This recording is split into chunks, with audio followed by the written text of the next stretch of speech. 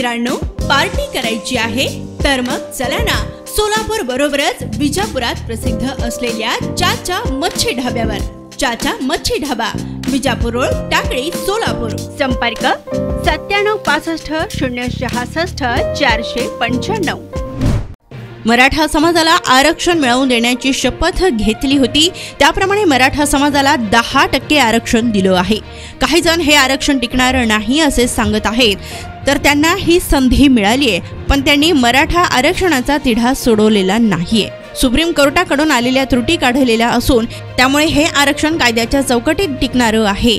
त्यामुळे काळजी करण्याची गरज नाही व मराठा समाजाने आंदोलन न करता संयम राखावा असे आवाहनही मुख्यमंत्री एकनाथ शिंदे यांनी केलं. यावेळी खासदार उदयनराजे भोसले यांच्या वाढदिवसानिमित्त जलमंदिर पॅलेस येथे विविध कार्यक्रमांचे आयोजन करण्यात आले आहे. तर शनिवारी उदयनराजे भोसले यांच्या निवासस्थानी जाऊन मुख्यमंत्री एकनाथ शिंदे यांनी त्यांना वाढदिवसाच्या शुभेच्छा दिल्या. यावेळी त्यांनी प्रसार माध्यमांशी संवादही साधला. प्रतापगड जतन संवर्धन करण्याचं किंबहुना त्यांचा आग्रह असतो नेहमी उदयनराजेंचा. हे आपले छत्रपती शिवाजी महाराजांचे गडकोट किल्ले आहेत. हे गडकोट किल्ल्यांचं जतन झालं पाहिजे, संवर्धन झालं पाहिजे आणि आपल्या तरुणांना, नवीन पिढीला छत्रपती शिवाजी महाराजांचं कार्य, त्याचा जे काही ऊर्जा, प्रेरणा मिळाली पाहिजे. आज जर आपण पाहिलं एवढे गडकोट किल्ले, एवढ्या मोठे गडकोट किल्ले झाले, उंचावर झाले, एवढ्या मोठ्या तोफा तिकडे गेल्या.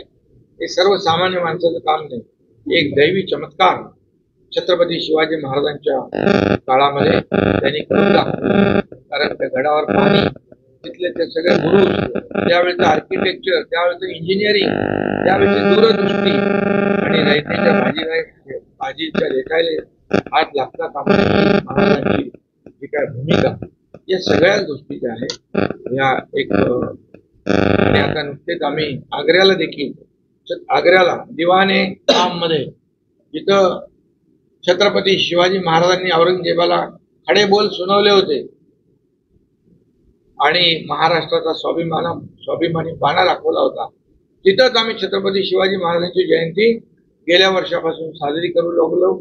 यावर्षी उदयनराजे स्वतः आले होते, त्यामुळे तो या वर्षाचा छत्रपती शिवाजी महाराज जयंती अतिशय भव्य दिव्य झाली.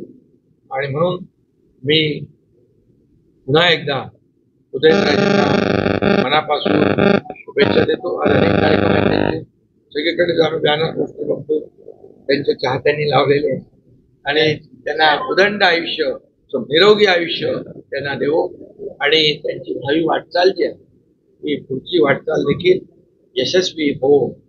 राज्याचा मुख्यमंत्री म्हणून आमचं सरकार त्यांच्या पाठीशी आहे आणि या संपूर्ण परिसरामध्ये ज्या काही विकासाची जी काही कामं असतील, अनेक कामांसाठी त्यांचा आग्रह असतो आणि विकास कामं कुठेही थांबणार नाही. त्याला जे काही आवश्यक निधीची तरतूद लागेल ती देखील या ठिकाणी केली जाईल. वाढदिवसानिमित्त मी त्यांना खूप खूप मनापासून शुभेच्छा देतो. प्रतापगडाचं खूप मोठं काम आपण आपल्या हातून घडू द्या, अशा प्रकारच्या शुभेच्छा. मराठा आरक्षणाचा उल्लेख केला, मात्र मनोज जरांगे रविवारी मराठा समाजाची बैठक आंतरवाली सराटीमध्ये घेत आहेत आणि पुढील भूमिका ठरवतायत. मात्र आंदोलन केलं जाईल असं सुद्धा त्यांचं म्हणणं आहे. तुम्ही काय सांगाल, मराठा समाजाला काय आव्हान कराल? खरं म्हणजे मराठा समाजासाठी या सरकारने जेवढं केलं, त्यांचे कुणबी प्रमाणपत्र मराठवाड्यातले मिळत नव्हते, ते शोधण्याचं काम केलं. लाखो लोकांना कुणबी प्रमाणपत्र मिळाले. आणखी जस्टिस शिंदे समिती अगदी तेलंगणा, हैदराबाद पर्यंत काम करते आहे. आणि म्हणून त्याचबरोबर या ठिकाणी मराठा समाजाला ओबीसी समाजाप्रमाणे सवलती देण्याचा निर्णय सरकारने घेतला. आणि आता ते उर्वरित जे लोक होते त्यांच्यासाठी 10% मराठा आरक्षण आम्ही दिलंय. त्याच्यामध्ये शिक्षण, नोकऱ्या यामध्ये मराठा समाजाला न्याय मिळेल. त्यामुळे मराठा समाजाने संयम राखण्याची आवश्यकता आहे. सरकार पूर्ण सकारात्मक आहे, सरकार देणार आहे आणि त्याचं सर्व उदाहरण आपल्या मराठा समाजासमोर आहे. कारण अधिसंख्य पदं जी आहेत ती देखील अडकली होती. 4,500 ते 5,000 यांचं सिलेक्शन झालं होतं, अपॉइंटमेंट मिळत नव्हती. मी मुख्यमंत्री झाल्यानंतर तात्काळ 5,000 लोकांना नियुक्त्या दिल्या. कशाचे आम्ही धाडसी निर्णय घेतला. अशा अनेक धाडसी निर्णय आम्ही घेतोय. त्यामुळे मराठा समाजाने संयम राखणं आणि यामध्ये सरकारला सहकार्य करावं एवढी माझं आवाहन. साहेब, या त्याच्यामधून उठाव सुरू झाला आहे. महाराजांचा वाढदिवस आहे.